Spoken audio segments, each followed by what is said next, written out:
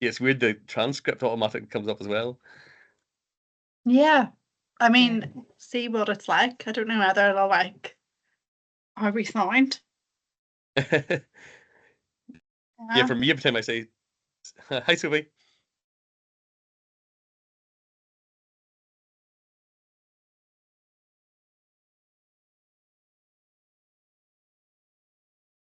Yeah, for the transcript, every time I say St Andrews, it says San Andreas.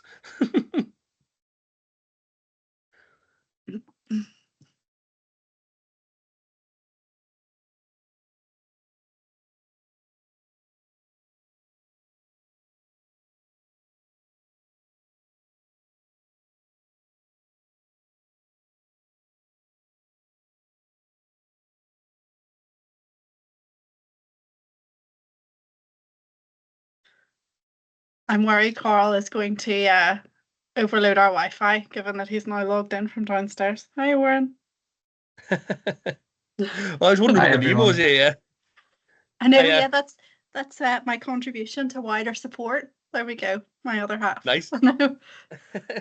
There's committee vacancies in the summer coming up. You know, if Yeah, if absolutely. interested. We're looking for a new treasurer.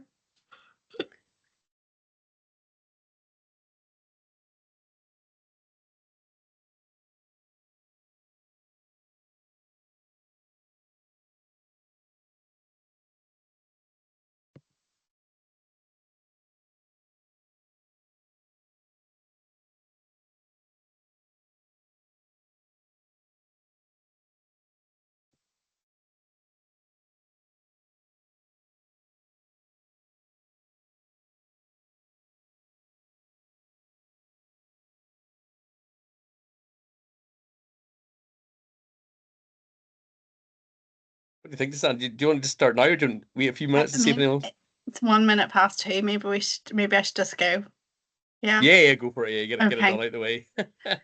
Oh, Well, welcome everyone. It's a pleasure. I think this is our third Inspiring Populations seminar, and this month we're led by our friend and colleague on the committee, Suzanne Beech, who's going to talk about the new Irish Borderlands. Over to you, Suzanne. Thank you. well, thank you so much. Can you see my slides? Okay. Yeah. Okay, that's fine. Great. Okay, so yes, I'm going to talk today about my AHRC funded project on the new Irish borderlands, thinking about young people's perspectives on the Irish border following Brexit. Before I start talking about this, I should definitely credit my other colleagues who are working on this project, particularly my two co-Ys. So Sarah McDowell at Ulster University as well, who works with me, and Mark Holton, who works at the University of Plymouth. So, to begin, I'm going to offer a very, very brief introduction to the Irish border. So, it's worth pointing out that the Irish border is clearly a really highly charged topic, and it has significant geographical, cultural, economic and political histories, to name but a few different dimensions. So, but I think it's important to just highlight a couple of critical facts about the border before we start. So the first is that it was established relatively recently. So it was only in 1920 that the Government of Ireland Act began the process of the partition of the island of Ireland, and it was ratified by treaty the following year in 1921. And this partitioned Ireland into Northern Ireland, which obviously remained a part of the UK, and the Republic of Ireland, which became part of a new independent state. And this partition was broadly conducted along religious lines. So the Republic of Ireland was home to a Catholic majority, and the North or Northern Ireland was home to a Protestant majority. However, of course, as with all borders, this was an arbitrary division, and consequently and since has been really a source of tension and controversy ever since. It's fairly long, so it's around 311 miles or 500 kilometers in length. And to try and help to respond or to manage this newly imposed land border. Fairly quickly thereafterwards, in 1923, the Common Travel Area was established between the island of Ireland, Great Britain, and the Channel Islands and the Isle of Man. So it was a way of kind of managing this new land border and trying to avoid various different sort of customs arrangements that would have to come about as a result of two different jurisdictions. And in 1998, the Good Friday Agreement was signed that ended the Troubles in the North, which was a ethno-political conflict that really ran from 1968 to, I mean, generally speaking, the Good Friday Agreement marks its end, so 1998, but there's still sporadic cases of violence that erupt throughout various different parts of the North. And like I try really hard to be as sort of as kind of neutral as possible whenever I'm talking about this. So sometimes I might refer to the North, or other times I might refer to Northern Ireland, and this just reflects how different communities within Northern Ireland talk about the state. So it's the same place, the North or Northern Ireland. And what the Good Friday Agreement did was it really did, I mean, it did a huge number of things, but two of the really key critical things is that it enshrined freedom of movement for across the island of Ireland, and also the right for citizens of the North to identify as British or Irish citizenship, or both if they so wish. So we can hold two passports if we wish. That's not a problem, and it's or we can identify as one or the other. It's totally up to ourselves. So if you've ever crossed the Irish border, these are some holiday photos from last year. If you've ever crossed the Irish border, what you'll notice is that it's almost completely invisible. So, for instance, here this is a crossing between Derry, County Derry, Londonderry, and County Donegal, and you can see there that there's no border infrastructure really. There's a sign which says, you know, welcome to Northern Ireland, which has been graffitied out quite excitingly, and just pointing out that sort of speed limits are now in miles per hour as you're coming into the north rather than in kilometers per hour. So you kind of have to look out for other signs of the border rather than like sort of big obvious sort of border infrastructure. Here's another kind of good example. So this is along that same sort of road between Derry and Donegal, and there's like the Frontier Hotel, which is just more or less on the border as well. So it's kind of marking this kind of borderland or bordered landscape. So following the Good Friday Agreement, we've had this relative period of peace in Northern Ireland, but as McDowell et al. Pointed out in 2017, you know, peace is rarely straightforward.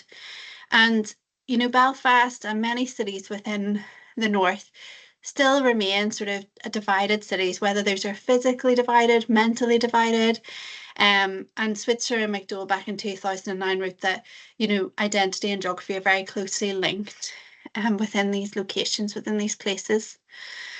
And there's been evidence, Shuttleworth et al. Wrote about how there's evidence of growing segregation in the North from the 1970s onwards, and then maybe more persistent levels of segregation from the early 2000s.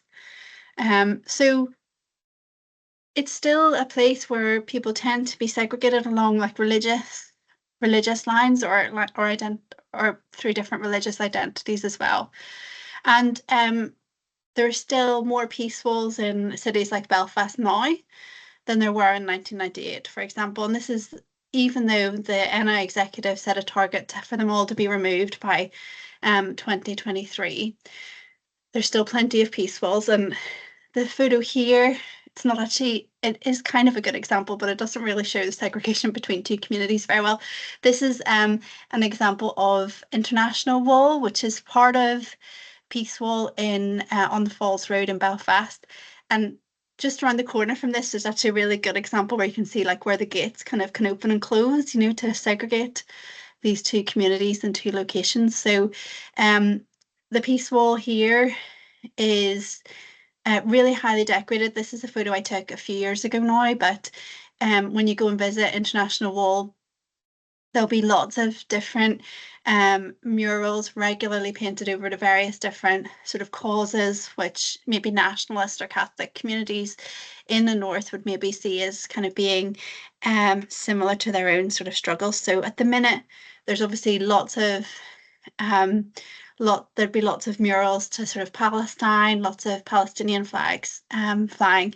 Just around the corner is where you go into a predominantly Protestant community, and there, right alongside it, and has been for a number of years, is, you know, a big sort of mural, kind of permanent mural or fixture to Israel. So it's really interesting how within these two very, very, very geographically close areas, you'll have different sort of markers of identities and beliefs. And there's still plenty of peace walls in Belfast, segregating Catholic and Protestant communities. And some of them are open a lot of the time, but they will close at like critical points in the year where there may be like there may be fears about violence or different outbreaks of violence. So it's definitely an uneasy piece in the North at times, or in certain geographical locations.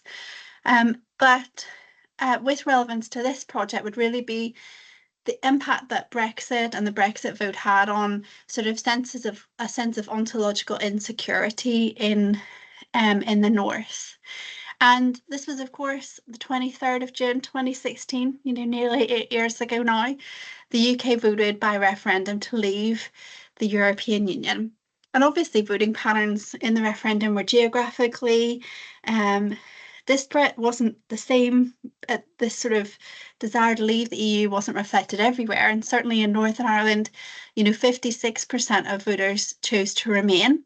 And within border regions, 65% of people who voted chose to remain. It still means 35% of people in border regions chose to leave, which seems shocking, but it was very much Northern Ireland tended to vote to remain in the EU.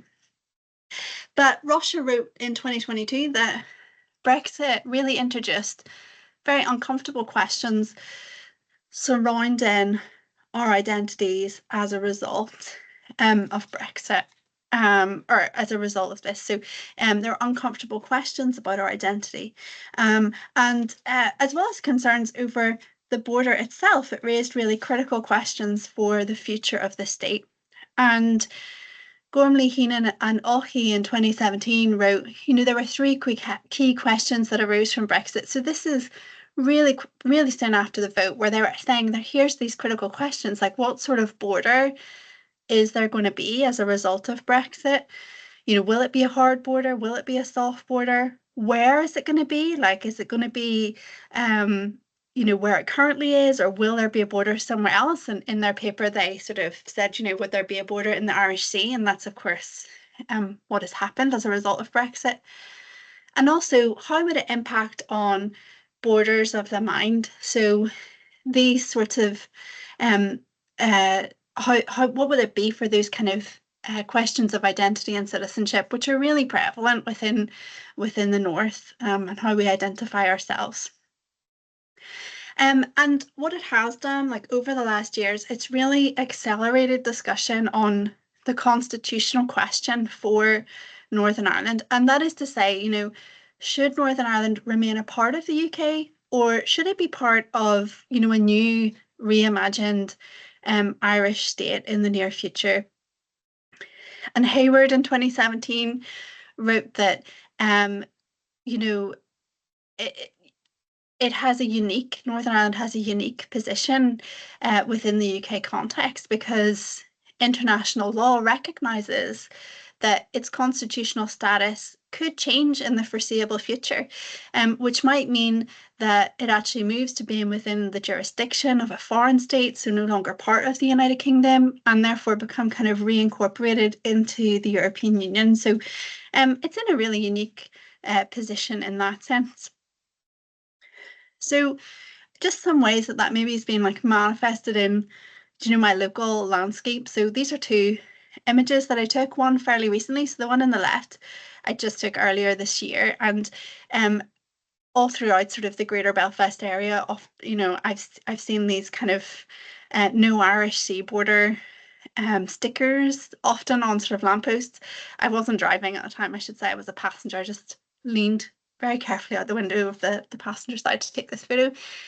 Or a couple of years ago, like this could be, the picture on the right could be a picture from now, right, where it's trying to encourage people to register to vote. But it's actually an image that I took in a nearby sort of Protestant loyalist estate. Asking people who live there, to make sure you register to vote to save the union. So this idea that, actually it's a really critical time where it's our sort of duty to make sure we exercise our right as citizens to vote. So I took that image in November 2023. So clearly these debates, we might think that the Irish sea border is solved through sort of the Windsor Agreement and the accord that was signed earlier this year or in 2023, but actually it's still a really live issue for a lot of unionist and Protestant communities here as well, here at the moment, and with high levels of sort of dissatisfaction around the outcome of Brexit. So as well as that, we have this like growing border rhetoric, which is like increasingly in the news or written about or reflected on. So for instance, on the 5th of May 2021, George Monbiot wrote in The Guardian, Northern Ireland centenary this week is almost certain to be its last. And then more recently, Michelle O'Neill, our new First Minister for Northern Ireland, our first ever nationalist First Minister for Northern Ireland, said, that she believes we're in a decade of opportunity. Thinking about this idea of potentially having a border poll or moving towards a border poll on Irish unity in the near future. And in the 7th of February, just a few days later, Sir Geoffrey Donaldson, former leader of the DUP now, suggested that the Sinn Féin leader, Mary Lou McDonald, must have the longest arms on this island to state that Irish unity is within touching distance. So we see a lot of this kind of border rhetoric and back and forth. Interestingly, depending upon, I always think Michelle O'Neill toes like a really interesting line on this. So is very kind of diplomatic surrounding the border and her capacity as First Minister, and would be, quite sort of moderate in sort of the things that she would say in public, whereas the Sinn Féin leader tends to be a bit more clear on where Sinn Féin, the party as a whole, stands on borders and border polls. So what is this project trying to do? So we have three different methods. We use a kind of three different kind of work streams. The first is archival work on kind of media representations and wider discussions around young people's participation. And we published a paper on this towards the end of last year, how the media represents young people's sort of political participation or not. And then a kind of digital ethnography strand, which has a photo blogging exercise involving young people aged 18 to 24, and where they would take photos of the border or different bordered landscapes and then meet to talk with us, discuss them with us. And also a filmmaking strand, which I'm going to think about a little bit more later on. So why did we want to work with young people? Well, we wanted to work with young people, all of whom were born after the Good Friday Agreement, and they were all too young to vote in the Brexit referendum. We felt this was critically important to work with young people who fell into this category. Young people who are born after the Good Friday Agreement are often called peace babies, people who were born during this time of relative peace, and all too young to vote in the Brexit referendum, because we saw this as kind of something maybe that's being imposed upon them, and therefore we wanted to know their thoughts and reflections on that. We also wanted to work with young people in particular because young people are often stigmatized. So Holloway and Valentine, for example, wrote that they're often seen as being emotional, demanding, selfish, or they're viewed as political subjects in waiting. So people who are, maybe still have to politically come of age, essentially, and they need to be trained to be good citizens. So we wanted to hear their views. And also, there's lots written about how they're often viewed as politically apathetic. But Hen and Ford in 2014 wrote that actually this fails to recognise the wider nuance of their political engagements. So actually, often the issue is maybe not that they're politically apathetic, but that they perhaps they prefer alternative forms of political activism, or they feel wary of kind of traditional political elites. So we really wanted to hear their views. The other reason we wanted to think about young people in particular, this is a terrible pie chart, so I must apologise, but it's not mine. It is taken from the Young Life and Times survey. So was when we look at how they feel about the influence they have on decision making. So this is an image which is produced by the Young Life and Times survey. And this is a survey which is conducted annually in Northern Ireland, and it has been running since 2003. So it has 20 years worth of data that is freely available to download for anyone who wishes to do so. And it collects the views of 16-year-olds who are living in the north. The range of topics that they look at varies from year to year, and respondents are also invited to suggest topics for the following year's survey. So it should reflect young people's views and the things that are important to them. So in 2023, which is the most recent survey for which there's any data, there were 2,065 young people who took part and responded to the survey. And they were asked a variety of different questions, including their thoughts on things like community relations, attitudes to paramilitary activities. And these are kind of subjects that come up year on year in the Young Life and Time survey, but also issues like their experiences of having a boyfriend or girlfriend, or playing sports, like all this kind of thing. So it's a really varied survey. It looks at lots of different facets of their lives. But what you can see here is when they're asked if they feel they have any influence in the decisions taken in Northern Ireland, the answer is that overwhelmingly they don't feel like they do have any influence. So 87% there reckon that they either definitely or probably don't have any influence in the decisions that are taken and made here. And when they were asked the same question but in relation to their neighbourhood, they also felt that they didn't have very much influence, or they had almost no influence in their neighbourhood either. So equally, 80% said that they had probably or definitely no influence in their own neighbourhoods. So we're kind of interested in working with them to find out, what are their opinions? How do they feel about these kind of issues, and to kind of raise and to help them use their voice for change. So why did we decide on using these quite sort of visual methods then? So the first is that, of course, Rose in 2001 stated that, geography is a visual discipline, and that particular visualities, she wrote, structure certain kinds of geographical knowledge. And she pointed out that those knowledges are often saturated with power relations. So they're about not only how we see, but how we are able to, or allowed to, or made to see. And filmmaking, we felt, participatory filmmaking in particular, offered a way of sort of helping people to reach and articulate their views, particularly those who are often viewed as powerless or invisible. So it became this kind of opportunity for co-empowerment of young people. And, it enabled them, Blum Ross wrote in 2013, it enables like the reconstruction of both familiar and unfamiliar spaces. And it was also an impact opportunity as well. So a lot of the young people who have taken part so far in this element of the project, you know, they want to go into, you know, a media background or a creative arts background. And it was a way to kind of help them sort of upskill as well if they wanted to.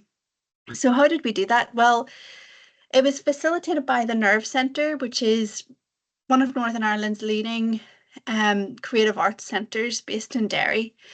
And the first round took place in summer 2023 with sort of 14 young people who were mostly aged between sort of 16 and 21. We're going to run another round this summer. We're just finalising those details as well. The young people had full agency over the films and what they produced. And I felt that this was very important because what we didn't want to do is tell them what they should produce or what they should focus on. It was up to them to think about what they wanted to get out of the films or what they wanted to showcase. It was open to anyone, you know, who was interested in taking part, as long as they fell within the relevant age category, and each young person received sort of 4 days of training with the Nerve Centre in how to do things like write storyboards and scripts, how to the different elements of the filming process. They did rough edits, but they weren't involved in really the final edits. That was up to the Nerve Centre itself. So obviously that maybe has a slight impact on what's shown, but we tried to make sure that it's their authentic voices that come through.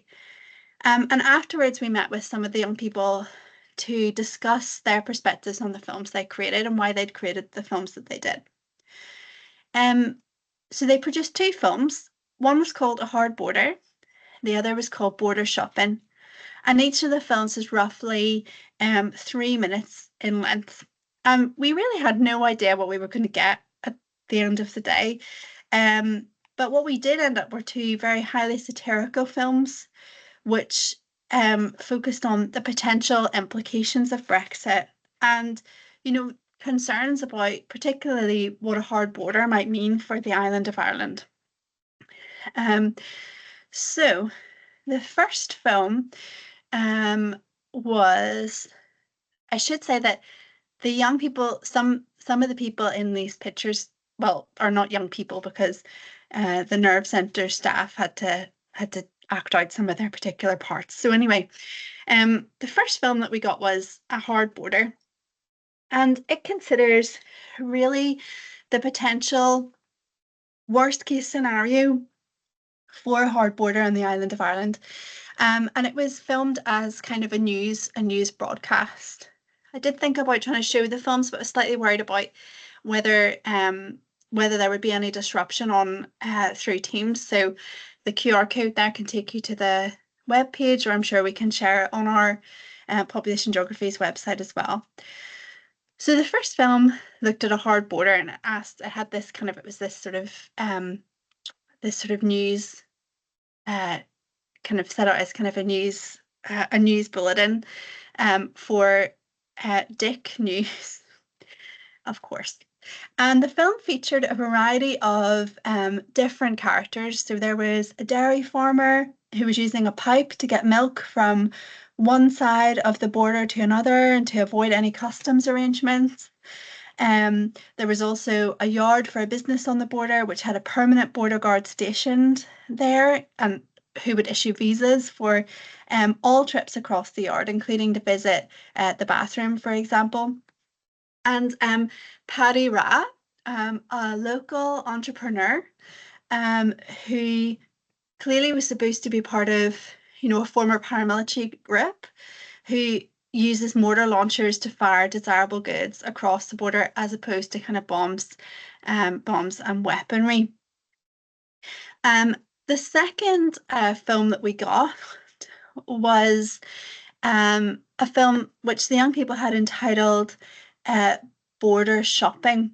And Border Shopping featured, you know, an alleged drugs bust that took place across the border. And it turned out that actually it wasn't drugs being smuggled at all, but it was kind of cake ingredients and particularly flour being smuggled across the border to try to avoid higher tariffs and prices in the north as opposed to the south.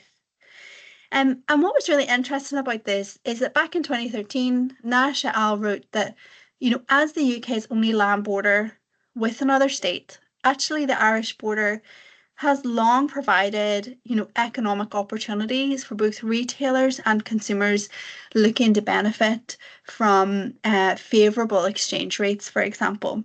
So this is touched upon in border shopping when the protagonist discusses prices on our side of the border, not wanting my boy to go without. And secondly, Nash et al. Point out that the other thing that's a key feature of the Irish border is criminality. It often involves paramilitary groups, and this is a key element of a hard border where you have Paddy Ra, a play on words for IRA, and a so-called local entrepreneur who's showcasing his recommissioned weapons, which have been adapted to a new purpose, to serve a new purpose across the border. And this suggests that these kind of tropes and discourses around the border are still persistent today and persistent, amongst sort of young people as well, even if they're choosing to make light of them or have like comedic reflections on them. We've shown these films at workshops that we've run over the past year. And what's interesting is, some of the reactions that we get whenever we show them. So, for example, we showed them at a workshop in March, and somebody in the workshop described the young people as morons for reflecting on these kind of for choosing to produce these satirical films, and instead said, well, why didn't they think about things like changing like things which equally didn't really seem terribly important. So why didn't they think about things like changing speed limits as you cross the border and the difficulties that causes? So it was really interesting that people sometimes have this very sort of visceral reaction to them. It did make me think, even anecdotally, like no wonder young people don't want to share their views if they're worried about getting these kind of reactions. And we as a research team were kind of surprised in some senses by the types of films we got back. I don't really know what we expected in the first place, but certainly this very sort of dark, all this very dark humour seemed quite surprising in some ways. But actually, maybe we shouldn't have been that surprised at all, because the truth is that, as Dero notes in 2023, Northern Irish humour often uses things like despair, self-deprecation, and gallows humour to really diffuse or release tension. And she writes that this acts almost as a coping mechanism to downplay the seriousness of political events, whether past or present. Deary thought in particular about how this is reflected in the likes of Derry Girls, who noted that the series, which is based in early 1990s Derry, used humor to kind of normalize what is sort of an abnormal or violent situation. She called this a process known as a process of scale inversion. And if you've ever watched Derry Girls, you might be aware that rather than the Troubles forming this like key being part of this really key critical storyline, it's not the story that plays out is not about the Troubles itself really, but is more about sort of banal everydayness, where the Troubles act as this kind of inconvenient backdrop. So, for instance, there are scenes where one of the aunts is really disappointed because, a security alert has affected her ability to go and get her like spray tan done, all this kind of thing, So these are the kinds of things that are seen as sort of funny. It's about the everyday. Comparisons with this idea of scale inversion with our own sort of satirical films, or the young people's own satirical films, where you have sort of drug smuggling is actually instead, just an opportunistic shopping trip. or where mortar launchers are used to send soft drinks across the border. And our young people weren't afraid to satirize the border in this way. So what happened next was we then tried to speak to some of them about it, which was surprisingly difficult. A lot of them disappeared again afterwards, but we managed to hold a focus group with some of the young people. And this is one of our participants, Harry. And Harry said, the way I see it with our movie, with it being a comical take on the border, a lot of, anytime someone bring the border up and moving and all of that, it's always a topic of stress. It's just a very delicate subject. And I guess if it can make people take a step back and just laugh at the situation, I'd say that's a positive impact for it. It's just trying to strip it back to the more simple effects of a border and how it affects people's everyday life. What's interesting is that a lot of our young people were people who cross the border all the time. They lived on the Derry-Donegal border and they would move back and forth across the border like almost on a daily basis, or certainly fairly regularly. And they'd grown up never, they're all part of this sort of post-Good Friday Agreement generation. They really had no memory of kind of even checkpoints at the border or anything like that. And a bit later on, Harry and Aoife were kind of reflecting on this. So they were talking about, crossing a border, and Harry says, I guess it's just the extra time out of people's day. I know many people that would have to cross the border every day on the way to work or to school or anything, and I wouldn't know how much time it would take to go through the border, but I can imagine, you'd have to stop, and it's time out of everybody's day. And Aoife responded by thinking about whenever COVID-19 was a real concern. And actually, during the pandemic, there were points where, the Irish police, the Gardaí, were patrolling the border or asking people why they were crossing the border. And she said, in response to Harry, I think as well, like I remember back to when COVID was a thing, and the Garda were posted in little outposts between the border and Donegal, which kind of limited a lot of transport and things like that. So I think seeing your family or friends would be like kind of hindered if a hard border became a thing again. So they were kind of she was trying to draw comparisons between, maybe what had happened during COVID-19 and potentially what a harder border on the island of Ireland would look like. So just to close then, I have sort of three thoughts. I was going to call these conclusions, but it's really still a work in progress, so I feel like it's too soon to call them conclusions, but three thoughts. So really the films and the focus group that we held afterwards reflected on this kind of ontological insecurity experienced post Brexit. Particularly when this first round of films, had been created, still, there was still a lot of discussion around the Windsor framework and how that was maybe viewed as being, really unpalatable for some communities, but equally, a hard border on the island of Ireland is just, it's that's just an impossibility really. So really reflected that kind of ontological insecurity.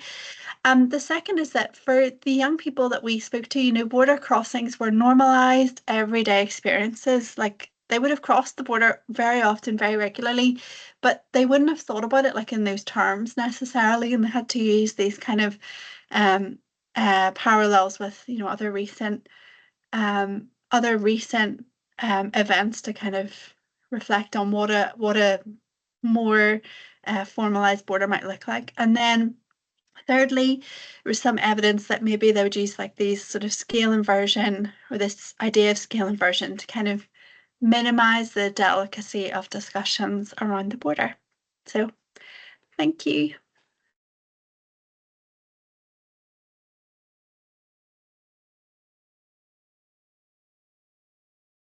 Thank you very much, Suzanne. That was excellent. Really enjoyed that. We'll just open the floor to some questions from the audience then.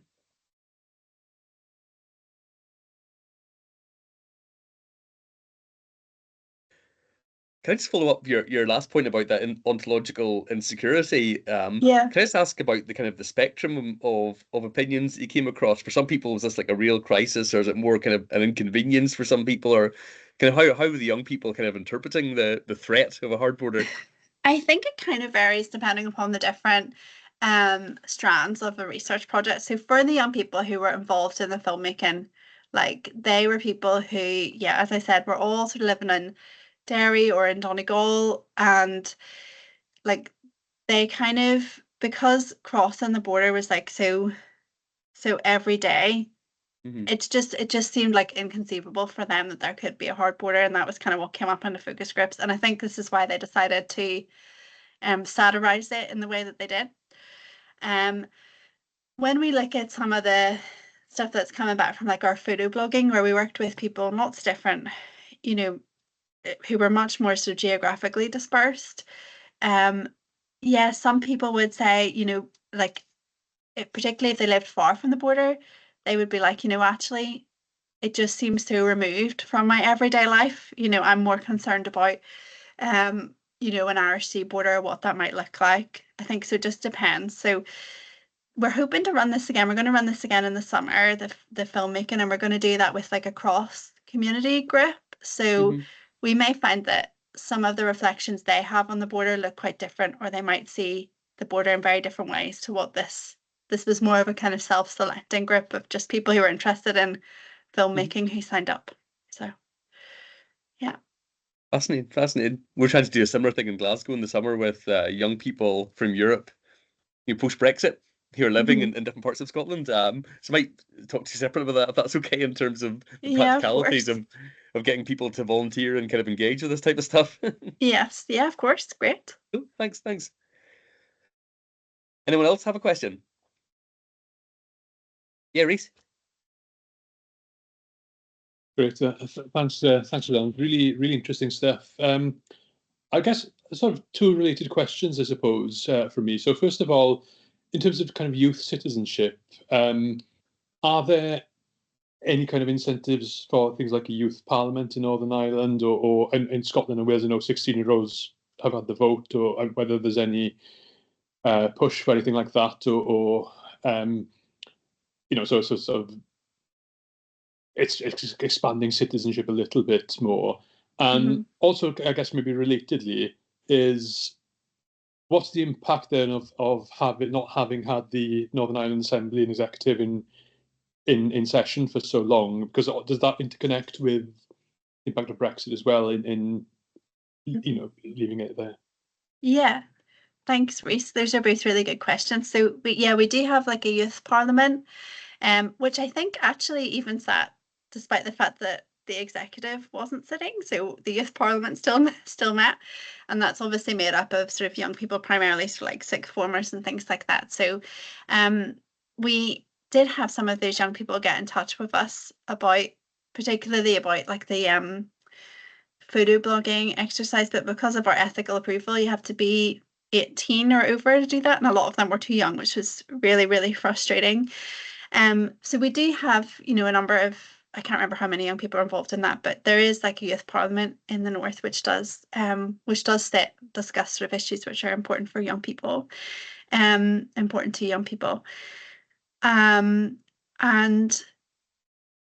has the lack of an executive had an effect on sort of political or citizenship or views on citizenship? I think it has, because if you think about it, like over the last 10 years, I think it's like 7 of those years we haven't actually had like a sitting government, and we're sort of trying to work on a paper at the minute which thinks a little bit about you know political apathy and maybe how people model the fact that even people in politics clearly don't have an appetite maybe to sit or to represent their local constituencies and communities. So um yeah, I think it does have an impact, and it'd be interesting to see whenever we look a bit more at particular photo blogging data, or maybe the next round of filmmaking, whether some of that comes out a little bit more within that. Yeah, thanks.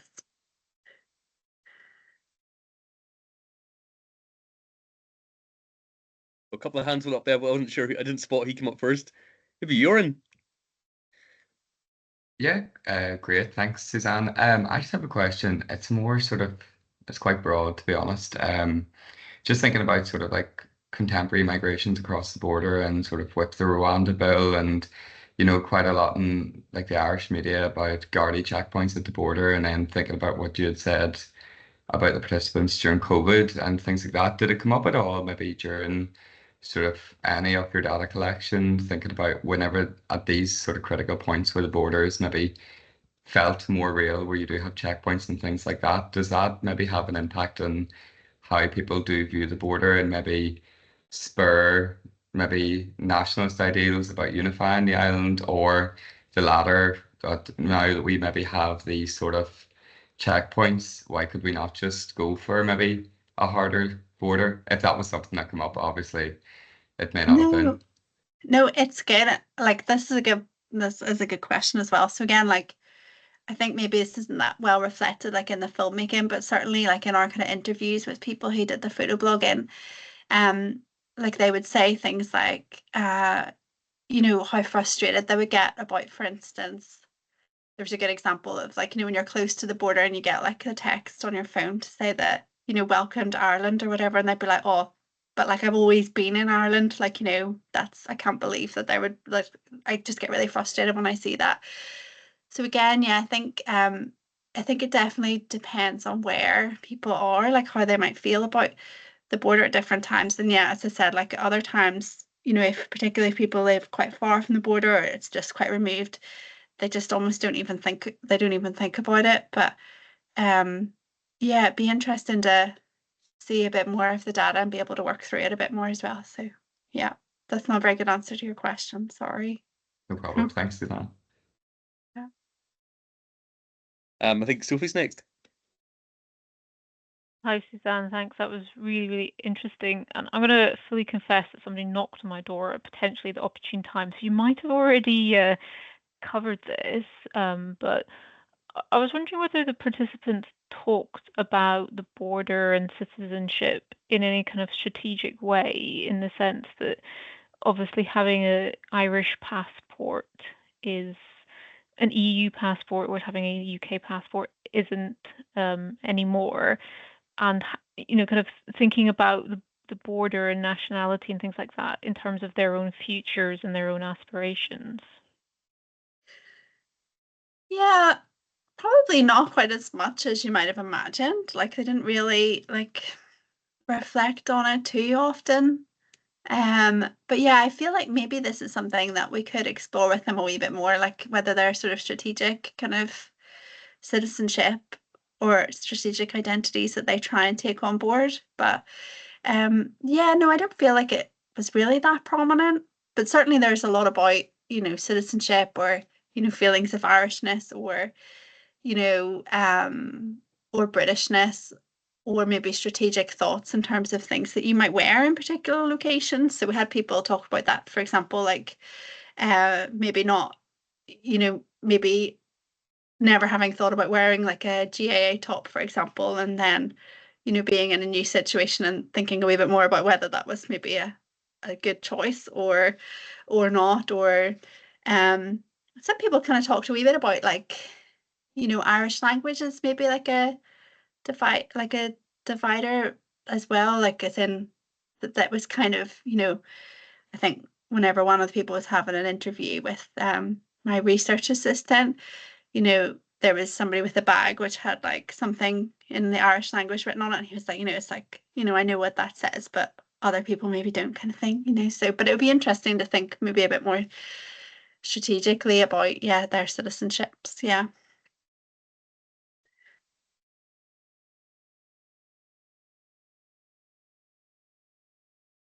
Marta.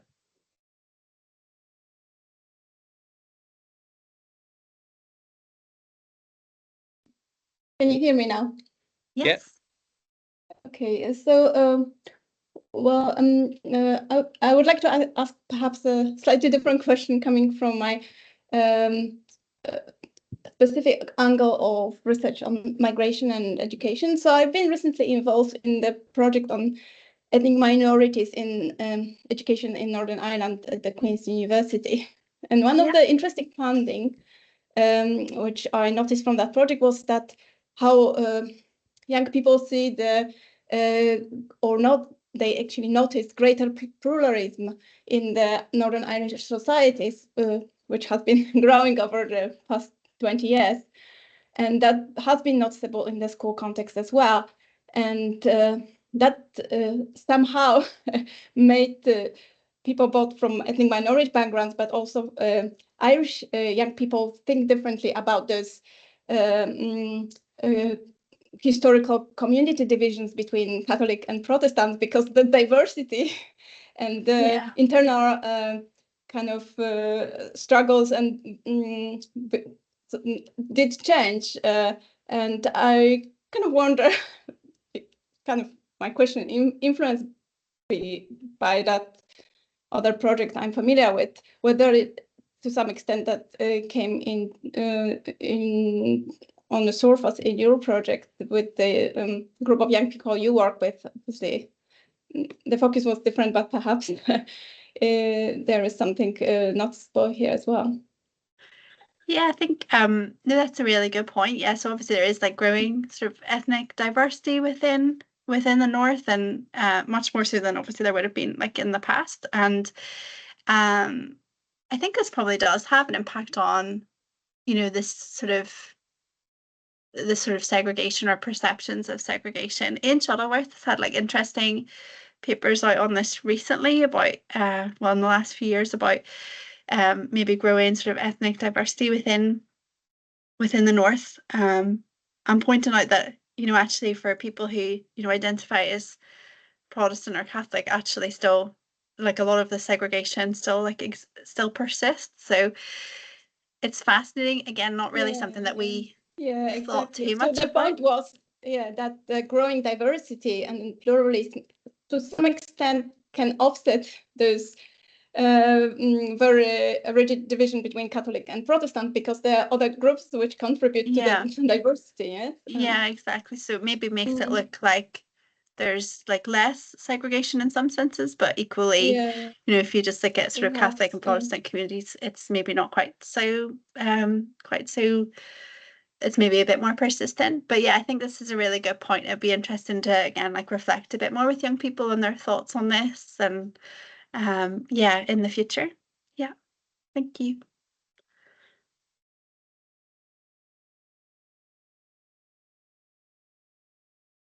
Would anyone else like to come in before we wrap up?